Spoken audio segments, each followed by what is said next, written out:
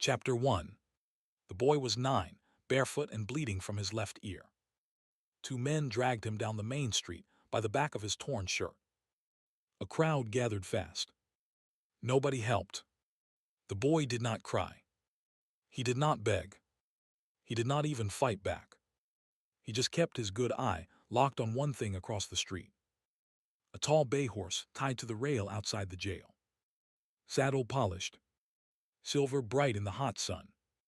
The sheriff stepped out, grabbed the boy by the collar, and yelled about stolen apples. The boy did not flinch. He did not look at the sheriff. He raised one thin finger and pointed at the horse. Then he spoke. 2 words. Flat. Come. Loud enough for the whole street to hear. Who was this child? And how did he know? Stay with me. You will not believe what comes next. Chapter 2. The town was called Bitter Creek. It sat in the dry flats of West Texas in the spring of 1884. The kind of town with one road, one saloon, one bank, and one jail. People worked hard. People minded their own business. That was the rule. You did not step into another man's trouble. Not in Bitter Creek. Not if you wanted to keep your roof over your head. The sheriff was Doyle Henshaw, 42 years old. Wide shoulders. Clean shave. A silver star on his vest that he polished every morning before breakfast. Folks called him a good lawman.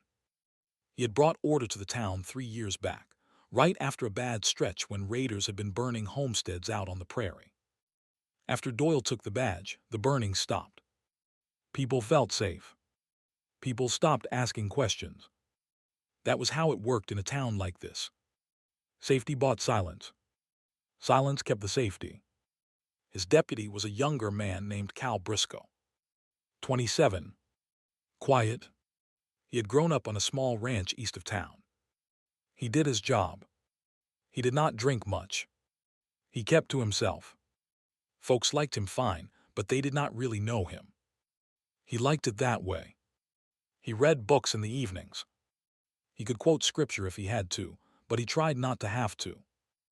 On the morning everything broke, Cal was sweeping the boards in front of the jail when he heard the shouting. He looked up. 2 ranch hands had a boy by the arms. The boy was small. Too small for 9. Ribs showing through the rip in his shirt. Bare feet caked with red dust. One eye nearly swelled shut. Caught him in the orchard, one of the hands said. Stuffing apples in his pockets. Bit me when I grabbed him. Bit me clean to the bone. Doyle came out of the jail door. He looked the boy up and down. He did not look surprised. He did not look angry. He just looked at the boy the way a man looks at a stray dog. Bothered. Tired. Like a chore he did not want to deal with before lunch. What's your name, boy? The boy did not answer. He don't talk much, the second hand said. We been after him a week. Sleeps under the church porch. Eats from trash.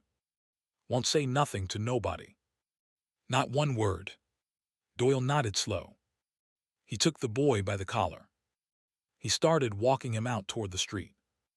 Going to put him on the stage to Abilene. Orphanage there will take him. Plenty of room. Plenty of beds. That was when it happened. The boy stopped walking. He went stiff as a fence post. His good eye fixed on something across the street. Doyle yanked his collar. The boy did not move. He lifted his hand. He pointed. Slow. Steady. He pointed past 3 other horses, past the water trough, past the crowd of onlookers, and he pointed straight at the bay gelding tied to the rail in front of the sheriff's office. A handsome animal. 16 hands tall. Dark red coat. 4 black socks. A white blaze running clean down the face. Doyle's horse. Everybody in Bitter Creek knew that horse. Doyle had ridden it for 3 years. Won races on it at the county fair. Folks admired it. Children fed it lumps of sugar. The boy said 2 words. He did not yell. He did not cry. He just said them. That's Dad's. The street went quiet. Somebody coughed. A wagon wheel creaked. A dog barked once and stopped. A baby in a window started to fuss and was hushed. Doyle laughed. It was a short laugh. A sheriff's laugh. The kind that tells everyone to relax. The lawman has it under control. Boys hit his head. That's my horse. Bought him in San Antonio 4 summers back. Got the bill of sale in my desk if anybody wants to see it. A few folks chuckled. A few did not. Cal Briscoe did not chuckle. Cal Briscoe was standing very still with the broom in his hand, and Cal Briscoe was looking at the bay gelding, and Cal Briscoe was thinking about a brand. A brand he had seen once, 3 years ago, on a burned homestead 20 miles north of Bitter Creek. A brand that should not exist on any horse in this town. Not on this horse. Not on any horse anywhere this side of the grave. The boy still had his finger up. He had not lowered it. He was staring at the horse like he was seeing his whole life standing there on 4 legs. Like a drowning man seeing the shore. Doyle's grip tightened on the boy's collar. He started pulling him toward the jail door. Hard. Too hard. Hard enough that the boy's bare feet skipped the boards. Inside, boy. We'll sort this out inside. But Cal had set the broom down. Chapter 3. Cal watched the sheriff drag the boy through the jail door. He waited until the door swung shut. Then he set the broom against the wall. Then he walked slow and easy over to the bay gelding.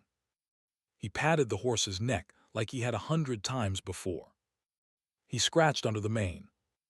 The horse leaned into him. Trusting. The way a horse leans into a man, it has known a long time. The way a horse leans into a kind hand. Then Cal did something he had never done before. He looked up and down the street. Nobody was watching him. He lifted the saddle pad just an inch. He had to look twice. The brand was small, set high on the left shoulder where the pad always covered it. Not a fresh mark. Old. Healed years ago. A circle with a slash through it. The bar/O. Cal's hand went cold. The bar/O was Tom Maddox's brand. Tom Maddox had homesteaded 22 miles north of Bitter Creek with his wife Sarah and his boy, age 6 at the time. Tom had been a good man. A hard worker. Cal had drunk coffee on his porch more than once. Sarah had once mended a tear in Cal's shirt at a church picnic. In the spring of 1881, the Maddox place had burned to the ground in the middle of the night. Sarah Maddox was found in the ash near the front door. Tom Maddox was never found. The boy was never found either. Folks assumed both had burned with the rest of the house and the dogs. Cal had been one of the first riders out there. He had seen the ruin. He had seen Sarah. He had ridden the line for 2 days looking for the boy. He had called the boy's name across every wash and every dry gully. He had found nothing but a small footprint by the creek a mile downhill, soft in the mud. The official report said raiders. The official report said no survivors. The official report had been signed by the new sheriff, Doyle Henshaw, who had taken the badge just 2 weeks before the fire. Doyle had arrived in Bitter Creek on a sorry old roan with cracked teeth. 3 months after the fire, he was riding a 16-hand bay gelding nobody had ever seen in town before. Nobody had asked. Folks said the man deserved a finer horse for the work he was doing. Folks said a lot of things to keep from asking. Cal lowered the pad. He kept his face flat. He walked away from the horse like a man with nothing on his mind. Like a man thinking about lunch. He walked across the street to the livery. He told the stable boy to fetch him a cup of water. Then he stepped into the tack room and shut the door behind him. The room smelled of oil and leather and old sweat. 3 saddles on the rack. One was Doyle's everyday roping saddle. The second was a borrow from the freight company. The third was at the back, dusty, covered with a folded horse blanket. Cal had never paid it much mind. He pulled the blanket off now. The saddle was tooled black leather. The horn was wrapped in worked silver. The conchos were silver too, hand-stamped, with a small letter M inside each one. M for Maddox. Tom Maddox had been proud of that saddle. He had shown it to Cal once at a roundup. He had said his grandfather had made it for him in old Mexico. He had said he would never sell it. He had said he would be buried with it. He had laughed when he said that. Now nobody was laughing. Cal put the blanket back. He stepped out of the tack room. His hands were not shaking, but they wanted to. He walked back to the jail. The crowd had thinned. 2 old men were still on the boardwalk, whispering low. Cal went past them and opened the office door. The boy was sitting on the floor in the corner. Doyle was at his desk. He had a wet rag in his hand. He was wiping something off it that looked like blood. Boy fell, Doyle said without looking up.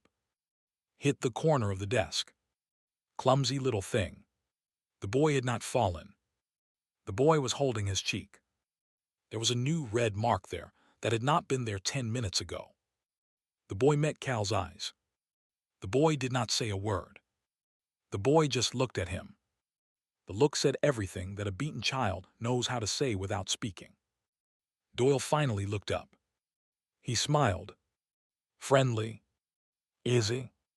Cal, take this one over to Mrs. Hatch for the night. She'll feed him. We'll put him on the morning stage to Abilene. Sure, Cal said. Morning stage. Anything wrong, deputy? No, sir. You look pale. Long morning. Doyle held the smile a beat longer than he needed to. Then he turned back to his desk. He opened the top drawer. He took out a small ledger and laid it flat. He picked up his pencil. He started writing, calm and slow, like a man with all the time in the world. Cal walked to the corner. He knelt. He put a hand under the boy's arm and lifted him up gentle as he could. The boy weighed almost nothing. Like a sack of kindling. Come on, son. Mrs. Hatch makes good stew. He led the boy out into the sun. The bay gelding was still tied to the rail. The boy did not look at it this time. The boy kept his good eye on the ground. Cal walked him down the boardwalk and around the corner and out of sight. Behind them in the jail, Doyle Henshaw set down his pencil. He stood up. He walked to the window. He watched his deputy and the orphan boy disappear down the side street. He watched for a long time, without moving, without blinking. Then he sat back down, and the office was quiet, and from outside came only the ordinary sounds of an ordinary afternoon in Bitter Creek. A wagon. A bird. Someone laughing at the saloon. A blacksmith's hammer 2 blocks down, steady as a heart. Just another sleepy day in a sleepy town. Just another quiet hour in a quiet life. Nothing wrong. Nothing at all. Chapter 4. Mrs. Hatch was already screaming when Cal carried the boy through her back gate. She was a widow in her 60s, all elbows and apron, and she screamed because she saw the boy's face and the rags he was wearing, and she thought for one bad second that he was dead. Cal told her he was not dead. He was hungry. She stopped screaming and started cooking. She put a kettle on the stove.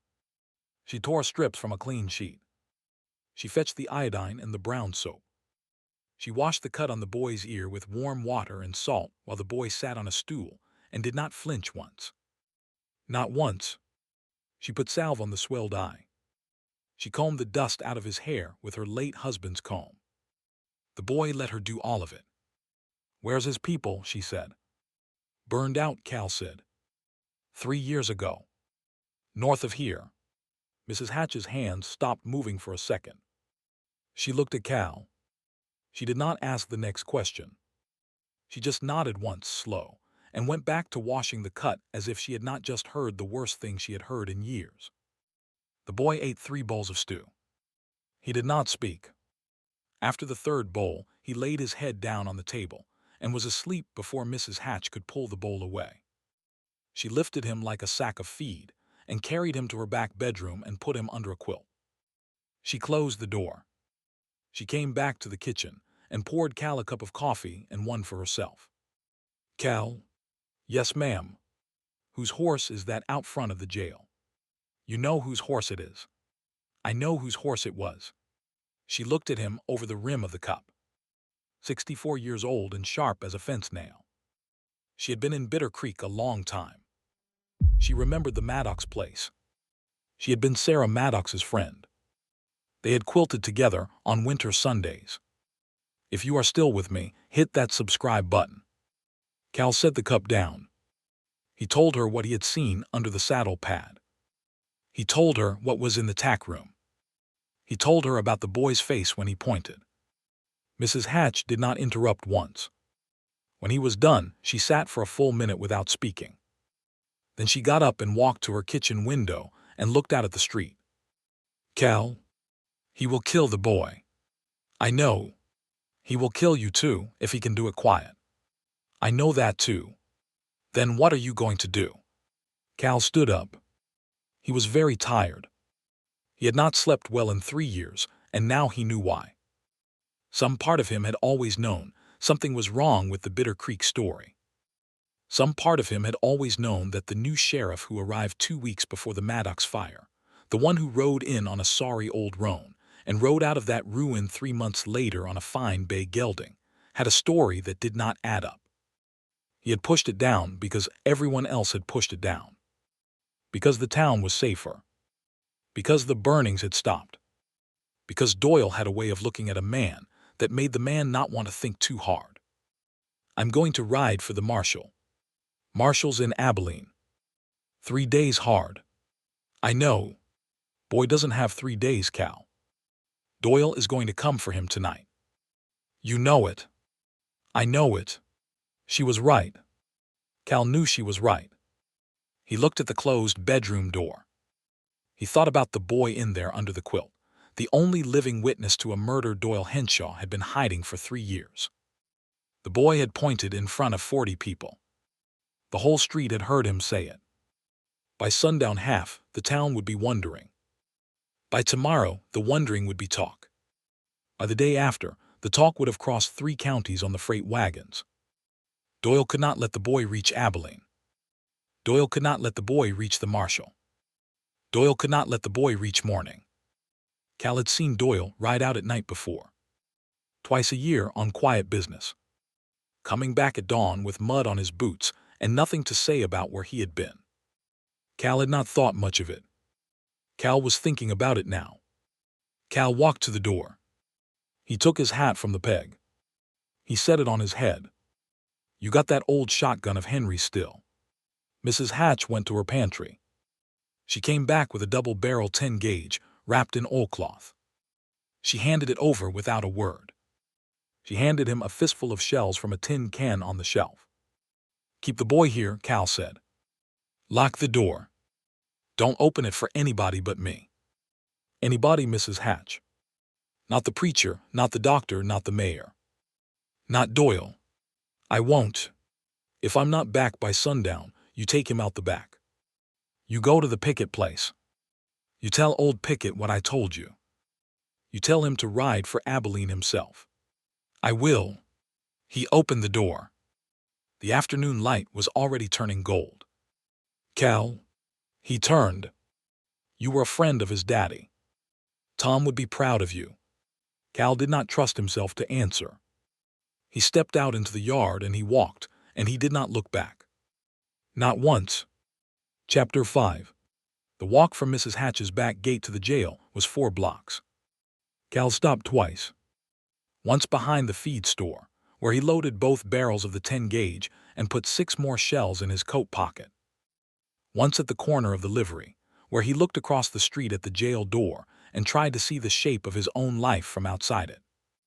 He had taken the deputy job at 24 because he liked horses and he liked order. He had not signed on to draw a gun on the man who had sworn him in. He had not signed on to be the only man in town who knew the truth. He had not signed on for any of this. But here he was, and there was no one else, and the boy in Mrs. Hatch's back bedroom was the only Maddox left on the earth. The last one. He thought for one bad second about turning around. About walking back to Mrs. Hatch's. About taking the boy himself and riding north to the territory and never seeing Bitter Creek again. The thought lasted exactly as long as it took for him to remember the shape of Sarah Maddox in the ash. He stopped thinking about running after that. He never thought about it again. He crossed the street. The bay gelding lifted its head as he came up. Cal patted the animal one last time. He untied the lead rope. He led the horse around the side of the jail and tied it at the back rail, out of sight from the main street. He did not want the horse hit by a stray shell. The horse had done nothing wrong. The horse had been a witness too. Then he walked around to the front and pushed the door open. Doyle was standing at the gun rack. He had a rifle in his hands. A Winchester. He turned. He saw Cal in the doorway. He saw the shotgun under Cal's arm. The smile started easy and died slow. Cal, Sheriff, where's the boy? Safe. Define safe. Not here. Not with you. Safe. Doyle set the Winchester down on the desk. He did not let go of it. His right hand stayed on the stock. His thumb rested near the hammer. Cal, whatever you think you know. I lifted the pad on the bay. The room got very small. Doyle did not move. The clock on the wall ticked. From outside came the sound of a child laughing, far off, some other child, somebody else's afternoon. It's an old brand, Doyle said. Doesn't prove anything. Horses change hands all the time. There's a saddle in our own tack room. Silver conchos with the letter M. Tom Maddox's saddle. The one he said he would be buried with. Could have been sold. Tom didn't sell it. Tom was wearing it the night the place burned. I saw the receipt at the feed store. He'd ridden that saddle in that very morning. Bought a sack of grain. Signed for it. Cal, listen to me. You're a young man. You got a good life ahead of you. You walk back out that door right now. You forget what you think you saw. Tomorrow morning, we put the orphan on a stage. He goes to Abilene. He grows up. Nobody ever has to know a thing. You shot Tom Maddox. You shot Sarah. You burned the house to cover it. You took the horse and the saddle and the brand, and you rode it right down the main street of this town for 3 years. You can't prove a word of that. Not one word. The boy can. The boy was there. The boy lived. The boy is 9 years old and half wild. No judge will take his word against mine. The boy pointed at the horse in front of 40 people, Doyle. The whole town heard him. You can kill him tonight, but you can't kill what they heard this morning. It's already out. It's already moving. By tomorrow night, the saloon will be talking. By the week's end, it'll be in Abilene anyway. Without me. Without the boy. The story's already loose in the world. Doyle's hand tightened on the Winchester. Then I guess it doesn't much matter what I do to you. No, sir. I guess it does not. For a long second, neither man moved. The clock ticked. Outside, a dog barked at something. Inside, 2 men who had worked side by side for 3 years measured the distance between a rifle on a desk and a shotgun under an arm. Doyle moved first. He grabbed the Winchester and brought it up fast, lever working as it came. Cal had the shotgun shouldered before the rifle cleared the desk. The 2 shots went off so close together they sounded like one. The window behind Doyle blew out in a spray of glass. Doyle's rifle fired into the floorboards. Doyle went down behind the desk and did not come up. Cal stood in the doorway with the shotgun smoking and the silence ringing in his ears. He waited. He waited a long time. He listened for breathing on the other side of the desk. He heard nothing for what felt like a minute. Then he heard a low sound, a kind of wet grunt, and he knew the man was alive. Then he walked, slow and careful, around the desk with the shotgun ready. Doyle was on his back. He was alive. The shot had caught him in the right shoulder and the side. He was bleeding bad but breathing. He looked up at Cal. The smile was gone. Everything was gone but a tired old man on a jail floor. Should have finished it, Doyle said. I'm not you, Cal said. Chapter 6. The doctor came running. The mayor came running. Half the town came running. Cal sat on the boardwalk with the shotgun across his knees, and he told the story plain, while three men dragged Doyle Henshaw into his own cell and locked the door behind him. The doc worked on Doyle through the cell bars. He stopped the bleeding. He said the sheriff would live to stand trial. By dusk, the boy was standing in the jail office. Mrs. Hatch had brought him. She had washed him clean and given him one of her late husband's old shirts that hung to his knees. The boy stood in front of the desk where Doyle had been sitting that morning, and the boy looked around the room like he had been there before, because he had. 3 years ago, tied to a chair in this very room, while a man with a new badge decided what to do with him. "Son," Cal said, kneeling down. "What's your name?" "Your real name." The boy looked at him. He took a breath. He swallowed. "Wyatt," he said. "Wyatt Maddox." It was the third time he had spoken all day. The whole room heard it. Mrs. Hatch put her hand over her mouth and turned away. Old Doc Furrow took his hat off. The mayor sat down on a bench because his knees would not hold him. Nobody in Bitter Creek had said the name Maddox out loud in 3 years. Now a 9-year-old boy had said it himself, in the same room where his murderer had filed the fake report, and the room had heard him say it. The boy told the rest in small pieces over the next days. He had been 6. He had heard his father shout once. He had heard the rifle. He had run to the creek, the way his father had told him to run. He had laid in the cold water with only his face out until sunrise. He had walked for 3 years after. He had not spoken because he was afraid the bad man would hear him. The marshal arrived on the 5th day. He took Doyle Henshaw away in a prison wagon with iron bars on it. Doyle never spoke another word on the long ride to Abilene, and he never spoke again at the trial either. The jury took 12 minutes. He hanged in the fall of 1884 for the murder of Thomas and Sarah Maddox. The bay gelding was given back to Wyatt. The saddle from the tack room was given back to Wyatt. Wyatt was 9 years old, and he could not yet lift the saddle by himself, so for a while the horse stayed in Mrs. Hatch's small barn behind her kitchen, and the boy would go out and brush it every morning before breakfast. He would stand on a wooden crate to reach the withers. He would not let anyone help him. The horse stood patient as a church pew. Sometimes the boy would lean his face against the horse's neck and stand there a long time without moving. Mrs. Hatch saw it through the kitchen window once. She did not go out. She let him have it. Mrs. Hatch petitioned the county court. Cal Briscoe signed the papers as a witness. In the spring of 1885, the court granted Wyatt Maddox a legal guardian, and the guardian was Margaret Hatch, widow of Bitter Creek, and the boy moved into her front bedroom and stayed there until he was grown. Cal Briscoe was made sheriff. He did not want the badge. He took it anyway because no one else in town would, and because he had learned the hard way that a badge was a thing you did not get to set down once you had picked it up. He polished it every morning, but he never wore it without thinking of the man who had polished one before him. He never sat in that desk chair without remembering the shape of Doyle Henshaw on the floor beside it. The Maddox homestead, 22 miles north, was rebuilt slow. Wyatt helped haul the first beams when he was 12. He moved back onto the land when he was 19. He lived there the rest of his life. He married a picket girl when he was 24. They had 4 children.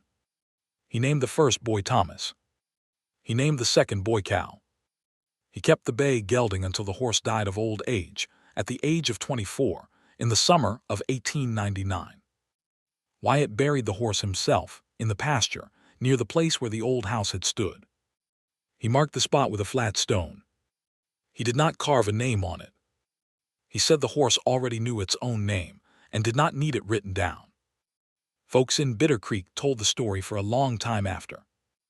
They told it to their children, and their children told it to theirs. The story of the orphan boy who walked out of 3 years of silence to point one finger and say 2 words and bring down a man with a silver star. They got most of the details wrong, the way folks always do. but they got the heart of it right every single time. A boy was beaten. A boy was hungry. A boy was almost loaded onto a morning stage and lost forever to the great empty country. But a boy looked at a horse. A boy spoke the truth. One good man in the crowd was listening. That was all it took. That was always all it ever took.